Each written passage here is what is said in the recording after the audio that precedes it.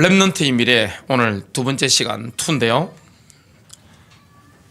앞으로 이스라엘의 미래에 환란이 일어나게 될 것인데, 그때 하나님께서 이스라엘을 붙잡고 돌보신다, 이런 의미가 되겠습니다.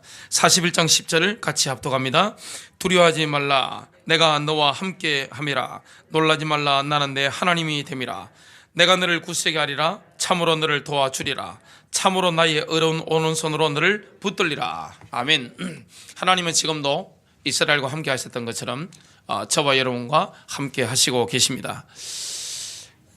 그래서 오전에 말씀받은 것처럼 계시는 영의 영역입니다. 레마를 받거나 저와 여러분이 예배 시간에 뭔가 하나님으로부터 영적인 감동, 레마를 받아들이는 것은 전부 다 영의 영역입니다. 그러나 신학은 혼의 영역입니다. 신학이라고 하는 것은 생각이, 인간의 생각을 가지고 그 영적인 것을 뭔가 체계화시키고 만들어낸 것입니다. 왜 선한목자교회 성도님들이 목사의 설교보다 왜 성경을 깊이 있게 보셔야 됩니까? 가능하면 제가 설교할 때 인간의 생각, 저의 선입견 이런 걸 집어넣지 않기 위해서 굉장히 기도를 많이 하고, 가능하면 간정도 예화도 많이 안 들려고 노력을 많이 합니다. 왜 그런가 하면 이 말씀 자체를 설교하려고 굉장히 애를 많이 씁니다. 우리는 어디에 잡혀 있습니까? 과거에 가지고 있었던 경험에 잡혀 있습니다. 그리고 뭔가 신학이라는 틀 속에 갇혀 있습니다. 우리는 살아오면서 배웠던 많은 굴레들을 가지고 있습니다. 그래서 저와 여러분이 올 2017년도 한 해는 하나님 말씀 속에 깊이 들어가는 축복이 되시길 바랍니다. 개역 개정보다는 사실은 영어 성경 이런 걸 보는 게 사실은 더 좋고요. 영어라도 킹제임스 버전이라도 이런 걸 보는 게 훨씬 유익합니다. 사실은 가장 좋은 게 히브리어, 헬라어 보면 좋겠지만 신학교를 나와도 사실 그걸 해석한다? 특별한 사람 아니고는 힘듭니다. 그래서 요즘은 이 헬라어 히브리어를 가장 원전에 가깝게 번역한 게 험정역 킹제임스 버전입니다. 이런 것들이 요즘은 번역이 되어 있기 때문에 그걸 보면 좀 원 의미가 깊이 있게 확 다가오는 것을 참 많이 느끼게 됩니다. 예를 든다면 사람이 생명이 된지라 이렇게 개역개정은 나오는데, 히브리어는 어떤 의미입니까? 사람이 살아있는 혼이 되니라. 생명이 된지라 하고 살아있는 혼이 된지라, 이거는 의미가 굉장히 와닿는 게 다르잖아요. 그래서 이 하나님 말씀을 제대로 우리가 보고 묵상하고 하나님 말씀 속에 깊이 들어가는 것은 목사의 설교를 듣는 것보다 굉장히 유익합니다. 그러면서 계속 하나님 말씀을 이 설교를 듣다 보면 또 많은 부분이 또 눈이 열리기도 합니다. 이 종말론에 대해서 여러 가지 설들이 있습니다. 인간의 혼이 만들어낸, 생각이 만들어낸 것이기 때문에 이론에는 차이가 있는데 서로 한치 양보가 없습니다. 이 종말론에 보면 이 천년설에 대해서 여러 가지 설이 있습니다. 첫 번째가 뭐가 있는가 하면 전천년설. 전천년설은 뭐가 있습니까? 천년왕국이 임하기 전에 그리스도의 재림이 먼저 있다는 설인데, 그 전천년설 안에도 두 가지가 있습니다.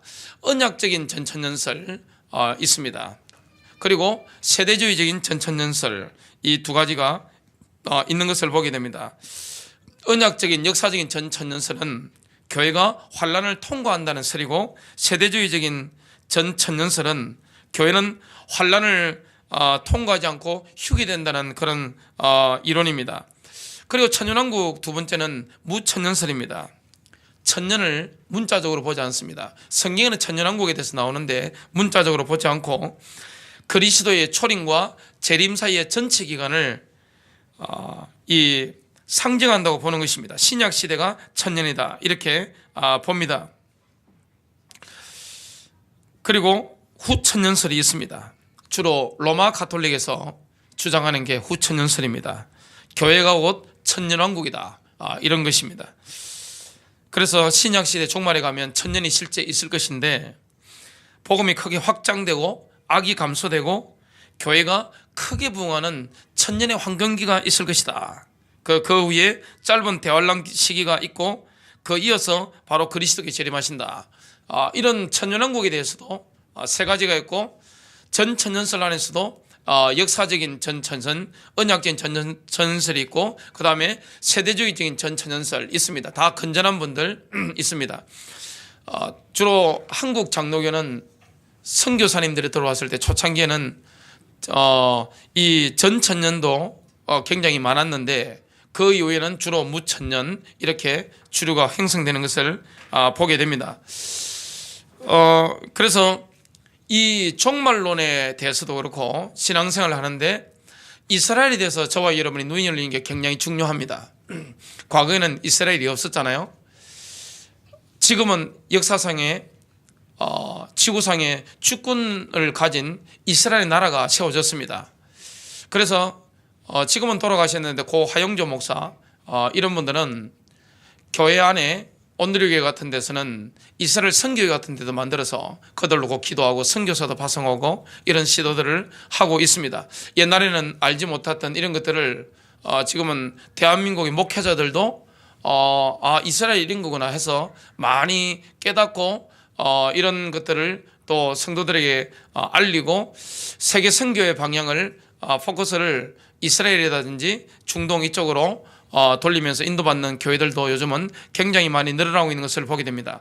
종말론에 대한 것은 깊고 넓은 내용은 추후에 좀 인도받을 예정입니다. 그리고 우리 성도님들이 이런 기본 종말론에 대한 베이스가 아직 약하시기 때문에 이런 것들은 차근차근 제가 앞으로 다뤄나갈 예정입니다. 이스라엘에 대해서 알지 못하면 종말론이 열리지 않습니다. 그리고 우리가 어떻게 인도를 받아야 되는가, 하나님의 스케줄에 대해서 알 수가 없습니다. 부모님은 자기 자녀에 대해서 스케줄을 가지고 있잖아요. 관심을 가지고 있습니다. 특히 아버지들은 자녀의 미래에 대해서 관심이 많습니다. 눈앞에 것만 보지 않습니다. 결혼했을 때, 초등학생이라 할지라도 결혼했을 때 그 이후에 살아갈 인생에 대해서 아버지들은 깊게 고민을 하잖아요. 하나님도 마찬가지입니다. 하나님께서는 이스라엘 중심으로 역사를 움직이는 것을 보게 됩니다. 그래서 가장 지구상에 스포트라이트를 받는 민족이 있습니다. 그게 유대 민족입니다. 성경을 보면 이해가 안 되는 게 있습니다. 자, 창세기를 보신다면 창세기 뭐가 나옵니까? 자, 아담 계보가 쭉 나옵니다. 그 이후에 노아 계보가 나옵니다. 아브라함이 나오고 그 아브라함의 후손들 이야기가 쫙 나옵니다. 성경에 보면 누구를 가장 훌륭한 왕으로 칩니까? 다윗입니다. 하나님 마음이 합한 사람 다윗입니다. 그들이 뭡니까? 렘넌트입니다. 전부 다 남은 자들. 역사상 이스라엘은 굉장히 많았습니다만은 하나님의 언약을 붙잡은 이 남은 자가 쭉 이어지는 걸 보게 됩니다. 사탄은 뭘 없애려고 합니까? 렘넌트를 죽이려고 합니다. 렘넌트의 영을 죽이려고 하는 것입니다. 그래서 씨를 말려고 하는 게 사단의 굉장한 역사의 몸부림이었습니다. 가인이 아벨을 쳐 죽인 거 보시기 바랍니다. 사람이 가장 큰 질투가 뭡니까? 영적인 시기입니다. 영적인 질투입니다. 왜 많은 뛰어난 주의 종들이 이단으로 당했습니까? 다른 이유 없습니다. 배가 아파서. 옆에 교회들 배가 아파서 이 한국에 이단들이 굉장히 일어나게 됐는데 진짜 이단도 있지만 누명선 이단도 있잖아요. 그 이유가 뭘까요? 옆에 교회들 교인들이 옮겨가고 하는 것 때문에 이단으로 다 찍힌 것을 보게 됩니다. 시기 중에 가장 큰 시기가 뭡니까? 영적인 시기입니다. 이거는 살인도 하는 것입니다. 교회 간에도 있는 것이고 개인 간에도 있는 것입니다. 민족 간에도 있는 것입니다. 가인이 아벨을 쳐서 죽여버린 것입니다. 요셉의 형님들이 요셉을 죽이려고 했습니다. 이 전부 다 뭡니까? 영적인 공격입니다. 사울왕이 다윗을 죽이려고 했던 건 뭡니까? 귀신 들려서 그렇습니다. 예수님이 오셨을 때 헤롯 대왕이 예수님을 죽이려고 몸을 쳤습니다. 이집트 파라오가 모세가 태어났을 때 아이들을요 싹 죽이는 것입니다. 그 사람들은 압니다. 뭘 보고 알죠? 천문을 보고 압니다. 우리가 생각할 때 그냥 별자리로 생각하는데 그렇지 않습니다. 하늘을 보고 어마어마한 모세의 별, 아브라함의 별, 그리고 유대인으로 왕운하신 그리스도의 별, 이 별이 일어나는 걸 다 보고 아는 것입니다. 그러면 예수 그리스도의 재림이 다가오면 이런 별자리나 인걸 보고도 예수님의 재림을 예측할 수가 있는 것입니다. 그래서 이 사탄은 씨를 말리려고 얼마나 몸치인지 모릅니다. 특히 이 아브람, 그 다음에 다윗 왕가의 씨를 없애려고 미친 듯이 공격했습니다. 싹 다 죽이려고 했는데 그때 아달랴라는 이 이세벨의 씨입니다. 이 여자가 다윗 왕가를 싹 몰살하려고 했습니다. 누구의 감동을 받은 거죠? 사탄의 감동받은 겁니다. 근데 누가 그걸 숨기는가 하면 여호야다 대제사장 가문에서 싹 숨기게 됩니다. 요아스라고 하는 아주 어린 소년을 숨겨가지고 나중에 정변을 일으켜서 그 아달랴를 쳐서 죽이게 됩니다. 하나님은 뭘 보호합니까? 렘넌트를 보호합니다. 많은 사람에게 관심 있는 게 아닙니다. 자, 요한복음 17장에 보면 예수님께서 대제사장으로서 기도하시는 장면이 나옵니다. 자, 지금 유엔이나 교황이 세상을 놓고 기도하잖아요. 예수님께서는 그렇게 기도하신 적이 단 한 번도 없었습니다. 예수님께서 요한복음 17장에 보면 누구를 놓고 기도하십니까? 자기 제자입니다. 자기 사람, 자기 백성. 하나님께서는 철저하게 자기 백성에 관심이 많으십니다. 예수님께서는 자기 제자에게 특별한 관심을 가지고 기도하셨던 것을 보게 됩니다. 그래서 창세기 보면 이해가 안 되는 게요, 그 당시에 이집트라는 나라가 엄청 컸고 바벨론, 아시리아 저는 지방에서도 시리아 같은 데도 굉장한 문명이 발전했는데 성경에 별로 나오지 않습니다. 그 당시에 블레셋도 굉장히 강대한 나라였는데 별 중요하게 여기지 않습니다. 누굽니까? 아브라함이 가는 것 쫙, 아브라함의 개인사, 이삭의 개인사, 야곱의 개인사, 요셉의 개인사, 그리고 유다의 개인사에 대해서 얼마나 상세하게 나오는지 모릅니다. 왜냐? 역사의 주인공이기 때문에. 저와 여러분이 이 시대의 영적인 축으로 부름받은 사람이 맞다면 하나님은 우리의 일거수 일투족에 참으로 지대한 관심을 가지고 지키시는 줄로 믿습니다. 그리고 교회가 많지만 하나님의 언약 붙잡은 교회가 있었습니다. 그게 어디입니까? 예루살렘 교회, 안디옥 교회, 특히 데살로니가 교회, 로마 교회, 이런 데는 굉장히 중요한 교회들이 있었고 영국이라든지 미국에 선교하는 가장 중요한 아일랜드 같은 나라에 중요한 교회들이 있었습니다. 거기에 하나님의 스포트라이트가 쫙 비추는 것입니다. 연극을 하거나 오페라를 하거나 이 드라마를, 영화를 찍을 때 보면 주인공에게 쫙 비추잖아요. 그래서 정치인에게 그리고 유명 연예인들에게 스포트라이트가 쫙 비칩니다. 하나님은 그 스포트라이트를 어디에 비추시느냐? 이스라엘입니다. 그래서 예수님 재림 오시는 그때까지 이스라엘은 굉장히 중요합니다. 우리가 언론을 보는데 대한민국 언론만 보시면 안 됩니다. CNN이라든지 이런 언론들도 같이 보셔야 국제적인 감각들, 하나님의 역사하시는 이런 역사, 세계사업적인 걸 정확하게 볼 수 있습니다. 그래서 이스라엘. 그래서 오늘 제목이 렘넌트의 미래 두 번째인데요. 첫 번째입니다. 로마서 11장 25절에 보면 이방인들의 충만함이 차기까지는 이스라엘의 일부가 완고하게 되어졌습니다. 지금은 이방인의 때입니다. 유대인들은 복음을 거절했습니다. 이방인의 때입니다. 현재 유대인들은 돌아오지 않고 있습니다. 로마서 11장 2절 상반절에 보면 하나님께서 미리 아신 자기 백성을 버리지 아니하셨느니라. 이스라엘은 하나님 보실 때 구약에도 자기 백성이고 신약에도 자기 백성이고 미래에도 이스라엘은 자기 백성이라고 말씀하고 있습니다. 그게 로마서 9장, 10장, 11장에 정확하게 나오는 겁니다. 하나님께서는 이스라엘이 메시아 그리스도를 거부할 걸 알고 계시는데 하나님은 미리 아심을 통해서 자기 백성 이스라엘을 선택하신 것입니다. 하나님은 이스라엘 민족이, 유대 민족이 메시아를 거부할 줄 알고 계셨습니다. 배신할 줄 알고 계셨는데 미리 아심을 통해서 이스라엘 백성을 선택하신 것입니다. 하나님의 선택은 완전한 줄로 믿습니다. 자, 여기 우리 자녀들이 있는데 제가 우리 자녀 3명 있습니다. 우리 자녀들 배우자 놓고 관심이 있을까요, 없을까요? 지금부터 관심이 많겠죠? 한 번씩 늘 생각을 합니다.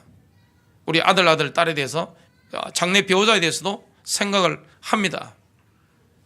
아버지가, 어머니가, 그리고 본인이 선택하는 것보다 하나님이 선택해 주는 배우자가 확실합니다. 그럼 뭘 받아야 될까요? 연애 열심히 하는 것보다 성령 인도 받는 게 훨씬 중요합니다. 아무도 아멘 안 하시잖아요. 요즘 시대가 어떤 시대인데. 자기 좋으면 그만이지? 그렇지 않습니다. 성령 인도 받다 보면요, 옛날 사람들이 말하는 궁합도 맞고 생각도 맞고 다 맞게 되어 있습니다. 성령 인도. 하나님은 자기 백성을 미리 하시고 선택하신 것입니다. 하나님의 눈은 정확하십니다. 로마서 11장 8절에서 10절에 보니까 모세와 다윗과 이사야는 이스라엘이 메시아를 거부하고 완고하게 될 것을 예언했습니다. 모세는요, 활동한 시기가 약 BC 1500년 됩니다. 자, 예수님 오시기 한 1500년 전에, 아니면 1445년 전에 예언을 다 했단 말이죠. 이스라엘 백성이 그리스도 거부할 걸 예언했습니다. 자, 다윗은 AD 1000년경에 나서 활동을 했는데 예수님 오시기 1000년 전에 다윗은 이미 이스라엘 백성이요, 그리스도를 거부하게 될 것이다, 완고하게 될 것이다 예언했습니다. 자, 이사야는요, BC 700년경, 예수님 오시기 한 700년경에 예수님이 태어나실 것, 십자가 지실 것, 부활하실 걸, 그리고 예수님의 재림까지 다 예언하면서 이스라엘 민족이 메시아를 거부하게 될 것이다, 이걸 다 예언했습니다. 자기 생각이 아닙니다. 영감을 받아서, 계시를 받아서 예언하게 된 것입니다. 하지만 지금 현대에도 하나님의 은혜로 선택받은 예수 그리스도를 구주로 영접한 유대인의 렘넌트들이 지구상에 있습니다. 하나님께서는 자기 백성을 구약에도 버리지 아니하셨고 신약 시대도 버리지 아니하셨고 앞으로 미래에도 버리지 않는 줄로 믿습니다. 로마서 11장 11절에 보니까 이스라엘이 예수님이 메시아 그리스도임을 거부한 것은요, 하나님의 계획이었습니다. 어떻게 이런 일이 있습니까? 하나님은 아시잖아요. 하나님께서는 우리의 미래를 아십니다. 미리 아시잖아요. 미리 보시는 것입니다.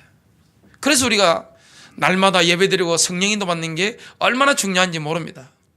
하나님께서는 제가 이 자리에서 설교하실 줄 아셨을까요, 모르실까요? 자, 질문입니다. 대답해 보시기 바랍니다. 과거에 아셨을까요, 모르실까요? 아셨습니다. 우리의 의지를 가지고 여러 가지 결단을 가지고 하는 것 같지만 하나님은 아셨던 것입니다. 자, 하나님께서는 우리 성도님들이 선한 목자교회 예배당에 앉아서 설교 듣고 앉아있는 모습을 미리 보셨을까요? 못 보셨을까요? 미리 보신 것입니다. 그래서 하나님은 전능하실 뿐만 아니라 전지하신 것입니다. 하나님은 미리 아시는 것입니다. 미리 보시는 것입니다.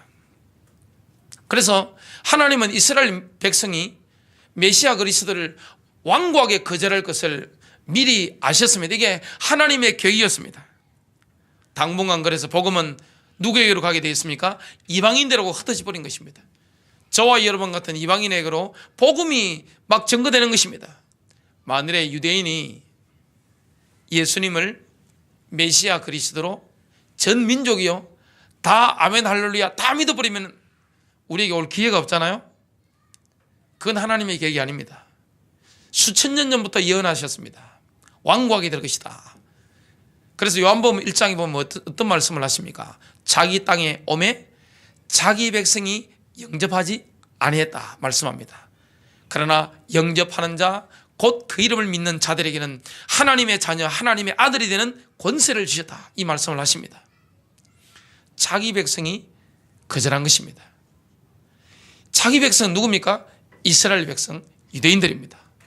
거절했기 때문에 복음이 전 세계 이방으로 흩어지게 된 것입니다. 그 기간 동안 이방인들은요, 유대인들에게 질투를 불러일으킵니다. 제일 심한 질투가 어떤 질투일까요? 영적인 질투입니다.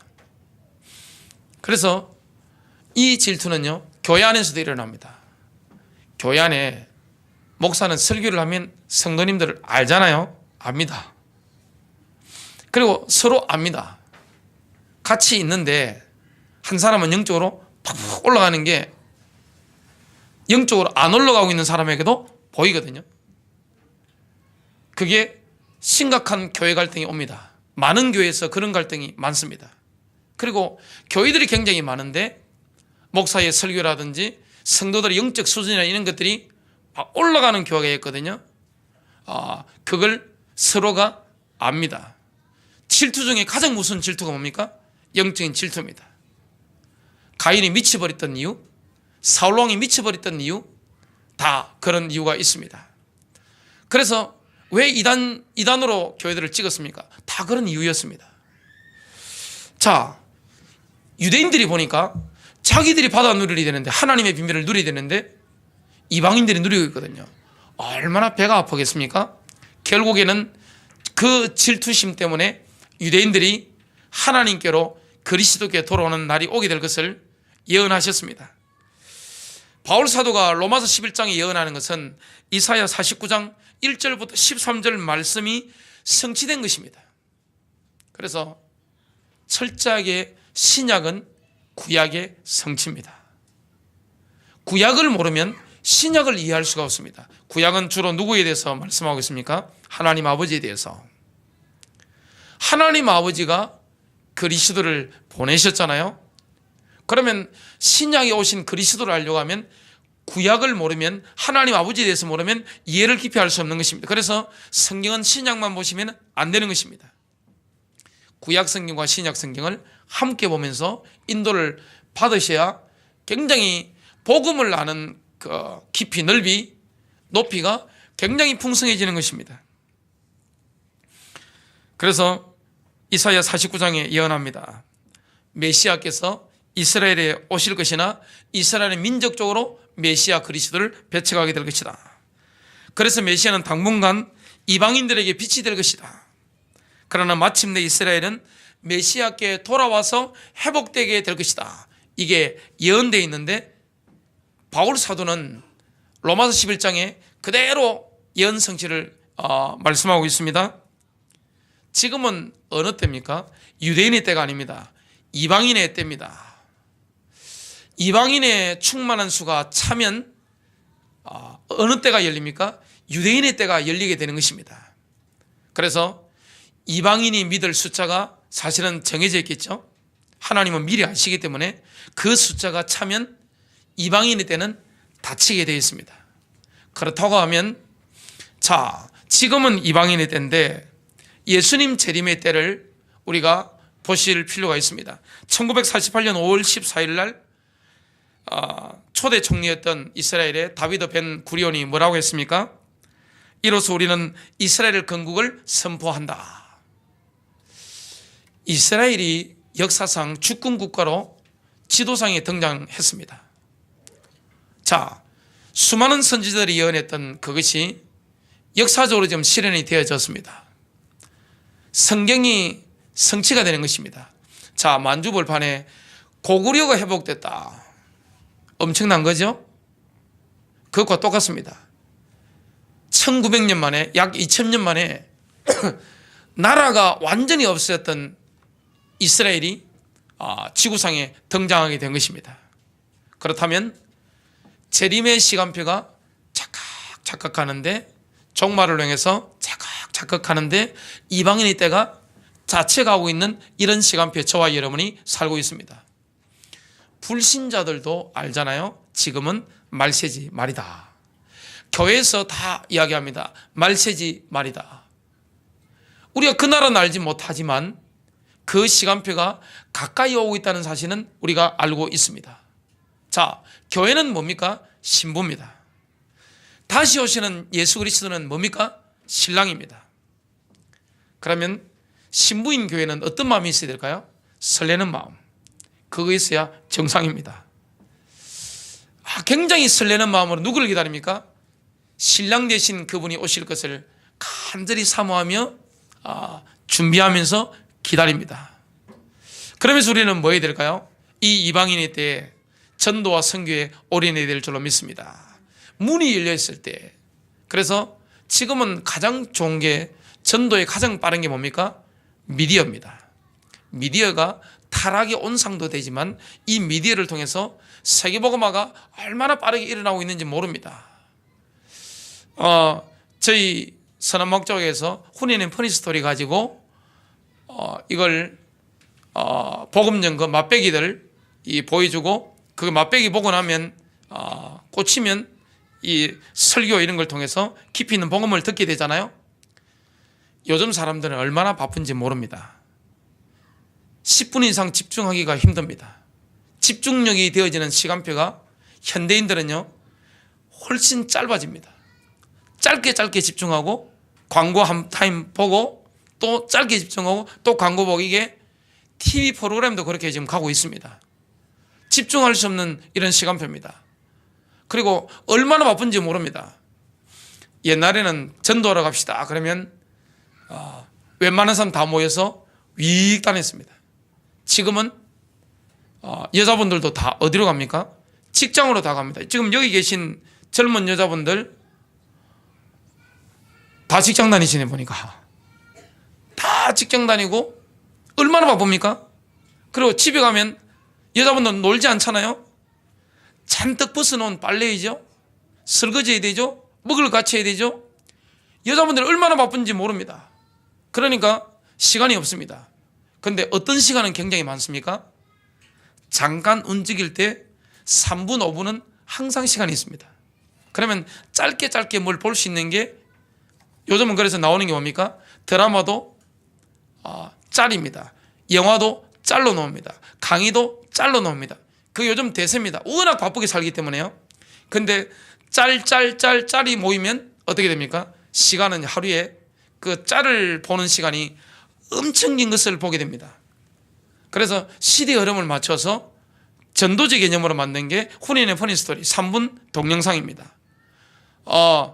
지금은 우리가 뭐에 집중할 시간표입니까? 전도와 선교에 집중해야 될 시간표인 줄로 믿습니다. 그래서 우리가 이 마지막 때에 주님의 재림을 사모하면서 기다리면서 저와 여러분이 전도와 선교에 올인해야 되는 것입니다. 기도로 깨어있어야 될 줄로 믿습니다. 말세가 될수록 히브리 10장 25절에 나오는 것처럼 모이기를 피하는 사람과 같이 하지 말고 함께 모여서 예배하며 기도하며 복음 전해야 될 줄로 믿습니다. 깨어있어야 될 시간표입니다. 두 번째입니다.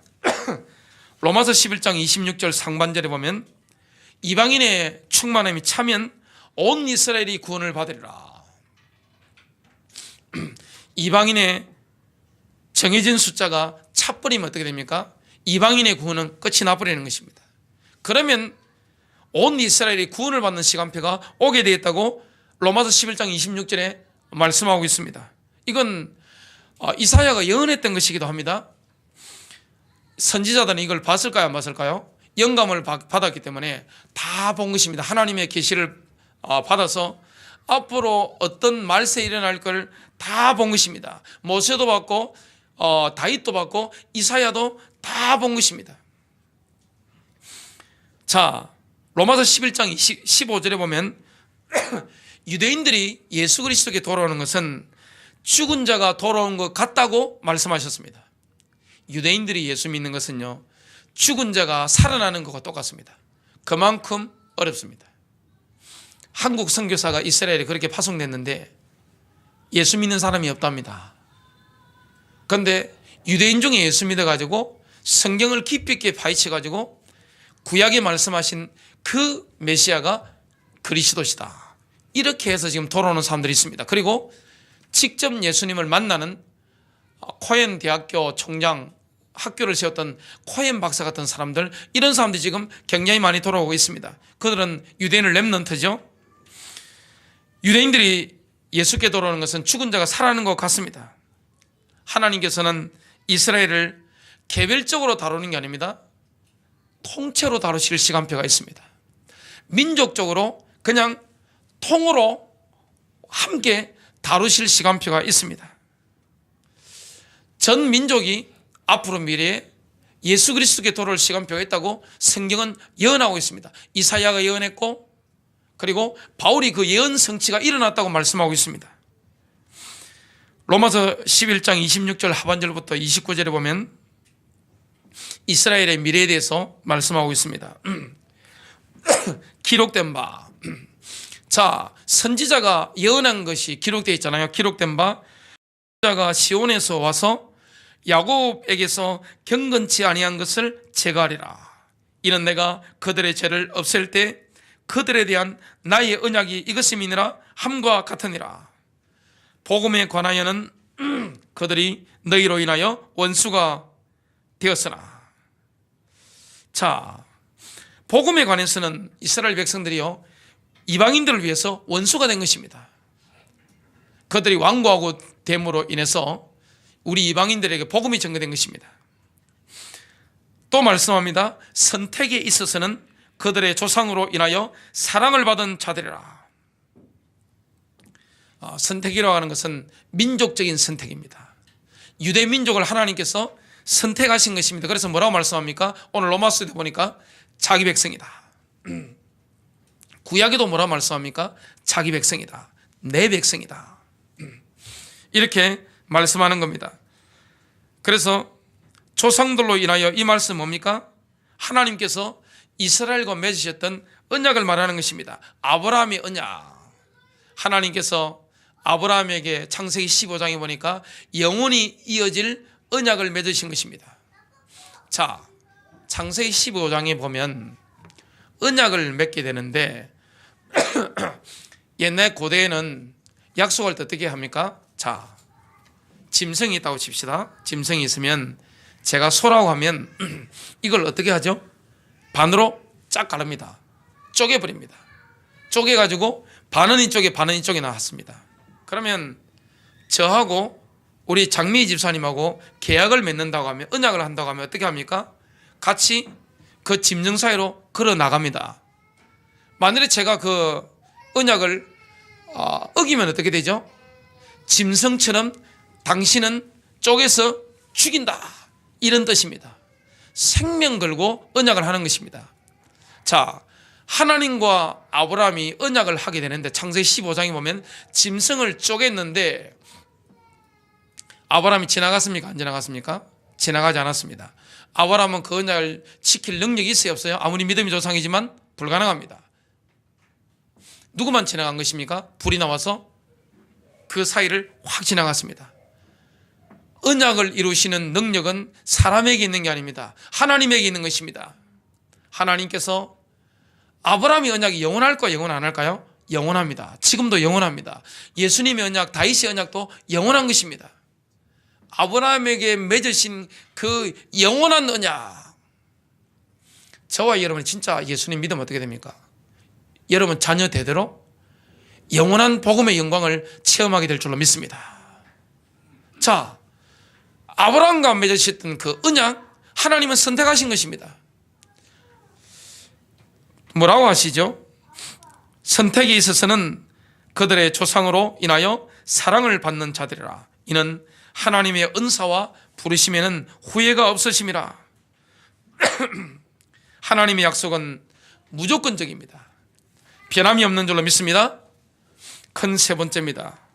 이사야 10장 22절 상반절에 보면 유대인들의 수가 엄청 많을지라도 신실한 렘넌트만 하나님께 돌아올 것이다 말씀하고 있습니다.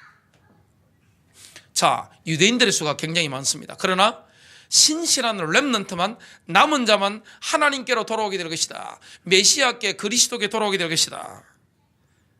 자, 로마서 11장 26절 상반절에는 온 이스라엘이 구원을 받으리라고 말씀하시는데 이사야 10장 22절 상반절에는 신실한 렘넌트만, 신실한 남은 자만 돌아올 것이다, 모순되는 것처럼 보입니다. 이걸 어떻게 해결해야 되죠?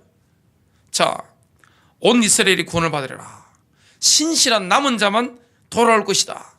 이걸 어떻게 해석할 수 있습니까? 모순되는 말씀 같은데 이것은요, 이스라엘의 민족적인 구원을 이해한다면 전혀 모순이 아닙니다. 스가랴 13장 8절 9절에 보면 유대인의 3분의 2가 7년 대환란의 박해 속에서 죽임을 당할 것을 예언하고 있습니다. 8절에 보니까 주가 말하노라. 온 땅의 3분의 2가 끊어지고 죽을 것이나 3분의 1은 거기 남으리니 9절에 내가 그 3분의 1을 불을 통과하게 해서 은을 정련하듯이 그들을 정련할 것이며 금을 단련하는 것처럼 그들을 단련하리라. 그들이 내 이름을 부르리니 내가 그들을 들으리라. 내가 말하기를 이는 나의 백성이라 할 것이요 그들은 말하기를 주는 나의 하나님이시라 할 것이라. 민족적으로 3분의 2가 죽는다고 예언되어 있습니다. 그리고 3분의 1은 하나님께 돌아오게 될 것이라고 말씀하고 있습니다. 오직 렘넌트만 살아남게 될 것이다. 렘넌트는 뭐합니까? 살아남는 자인 것입니다. 살아남은 3분의 1은 렘넌트의 축복을 누리게 되는 것입니다. 이것은 미가서 2장 12절에서 13절에 분명히 밝히고 있습니다. 12절에 오 야곱아 내가 반드시 내 모든 자들을 모으리라. 내가 반드시 이스라엘의 남은 자를 모으리라. 하나님은 렘넌트를 모으리라고 말씀하고 있습니다. 이스라엘 자기 백성을 버린 적이 없습니다. 자, 교회가 이스라엘을 대체했다고 하는 게 대체 신학입니다. 영적으로는 좋은 것입니다만은 그러나 그 대체 신학은 성경적인 관점이 아닙니다. 비성경적입니다. 이스라엘은 이스라엘이고 교회는 교회입니다. 성경에 보면 뭐가 있습니까? 민족은 두 가지가 있죠. 이스라엘과 이방인이 있습니다. 그 이스라엘과 유대인과 이방인은 어디 안에서 하나가 되는 것입니까? 교회 안에서 하나가 됩니다.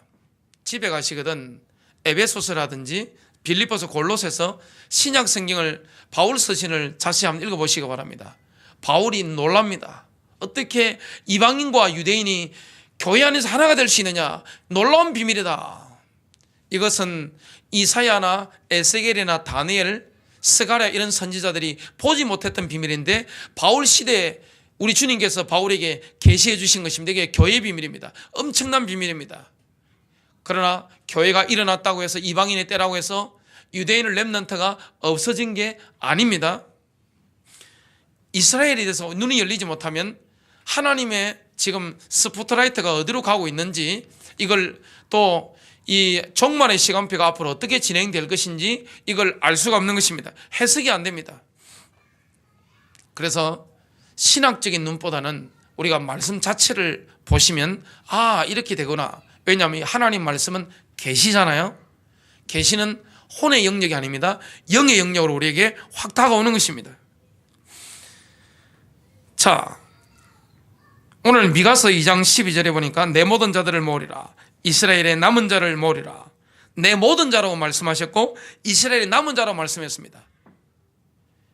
남은 자인데 3분의 1밖에 안 남아있으니까 이스라엘이 또 모든 자입니다. 내가 그들을 보스라 양같이 모으며 그들의 우리 가운데 있는 양떼처럼 함께 모으리라.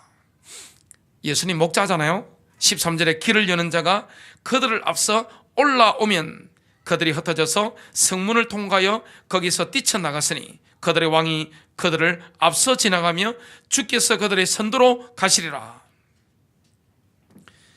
그래서 이스라엘을 민족적으로 구원하시기 위해서 메시아가 그들을 구원하시기 위해서 다시 오실 것을 미가서 2장 12절 13절은 예언하고 있습니다. 자, 렘넌트를요 이사야 4장 2절과 또 10장 20절 37장 31절로 32절, 요엘서 2장 32절, 오바다서 1장 17절에서 보면 이스라엘의 도피한 자라고 말씀하고 있습니다. 왜 그럴까요? 앞으로 이스라엘에 굉장한 박해가 있게 될 것인데 이스라엘이 뭐 하게 됩니까? 도피하게 될 것을 말씀하고 있습니다. 지금 아직 일어난 것이 아닙니다. 이사야 41장 8절부터 16절에 보면 환란 때 하나님께서 신실한 렘넌트 3분의 1이잖아요. 유대인들 중에 이들을 보호하실 것을 말씀하고 있습니다. 또 이사야 41장 17절로 20절에 보면 이 신실한 렘넌트들에게 하나님께서 시내 광야에서 모세 시대 때 출애굽 백성들을 물과 양식으로 먹이신 것처럼 이때도 초자연적으로 먹이실 것을 말씀하고 있습니다. 이렇게 해서 렘넌트는 뭐합니까? 살아남는 자가 되는 것입니다. 자, 예수님이 이 땅에 오셨을 때 경배하러 온 사람은 많지 않습니다. 남은 자입니다. 그러면 성경에 그렇게 예언되어 있는 메시아가 올 것을 대제사장과 서기관들, 성경을 아는 사람들이 몰랐습니다. 그냥 머릿속에 있는 것입니다. 우리가 예수님이 다시 올 것을 정말로 믿으십니까? 아멘입니까? 저와 여러분이 예수님 다시 오신다는 사실 말씀하셨는데 그분은 신랑이시잖아요. 우리는 뭡니까? 신부입니다. 교회는 신부입니다. 우리 여자분들 신부로서 준비할 때 신랑과 결혼하는 것을 간절히 사모합니까? 싫어합니까? 사모하게 되잖아요. 그게 우리의 모습입니다. 예수님의 재림은 우리에겐 두려움이 아닙니다. 기쁨인 줄로 믿습니다. 얼마나 큰 영광인지 모릅니다. 그래서 그 예수 그리스도의 재림을 맞이하고 인도받는 것은 다수가 아니겠죠? 아마 교회 중에서도 교회 안에서도 많지 않을 수가 있습니다. 역사를 보면 알 수 있습니다. 이스라엘 역사를 보면 알 수 있고 또 예수님 오셨을 때 그 어마어마한 유대인들이 있었는데도 극소수입니다. 늙은 선지자 시몬 안나, 또 동방의 별을 보고 찾아온 박사들, 또 베들레헴 근처에 있었던 목자들, 그 당시에 종교 엘리트, 정치 엘리트, 이스라엘에서는 한 사람도 찾아오지 않았습니다. 놀랍잖아요. 성경을 다 아는데. 자, 예수 그리스도의 다시 오실 재림 우리는 사모하면서 기다립니다. 그렇다면 지금은 어느 때입니까? 이방인의 때입니다. 세계복음화가 이처럼 넓게 열린 적이 있습니까? 종교의 자유가 이처럼 넓게 열린 적이 있습니까? 제가 정량용 책을 연구를 하면서 글을 적인 적이 있습니다. 자, 우리나라 천주교도 올 때 초창기 대한민국에 전달된 천주교는 우리하고 신앙이 똑같더라고요. 성경을 보고 교리를 보고 믿은 게 아니라 신학을 보고 믿은 게 아니라 그냥 성경보다 진짜 믿었더라고요. 정약용 선생의 형님도 진짜 믿었더라고요. 그래서 순교를 당하는데 이게 목을 자르는데 이게 제대로 안 잘린 겁니다. 그러니까 이렇게 하는데 제대로 안 잘리니까 돌아 누워가지고 기쁨으로 잘려 죽었더라고요. 진짜 제가 그거 보면서 야, 그 당시에 하나님을 섬기고 예수를 믿는 것은 이 정도로 고통이 많았구나. 우리나라의 성리학이었잖아요. 그건 종교입니다. 조선시대 학문이 아닙니다. 성리학은 종교입니다. 성리학에서 기독교를 믿을 수 있는 이게 된 게 100몇십 년밖에 되지 않습니다. 만일에 우리가 조선시대에 태어났으면 어떻게 됩니까? 다 목이 땡강합니다. 다 죽을 목숨인데 이처럼 우리가 세계복음하고 미디어를 가지고 복음을 전하고 전도에 올인하고 예배 시간에 마음껏 모일 수 있고 직장에서도 찬송을 부를 수 있는 이런 시대에 최고의 축복을 타고난 줄로 믿습니다.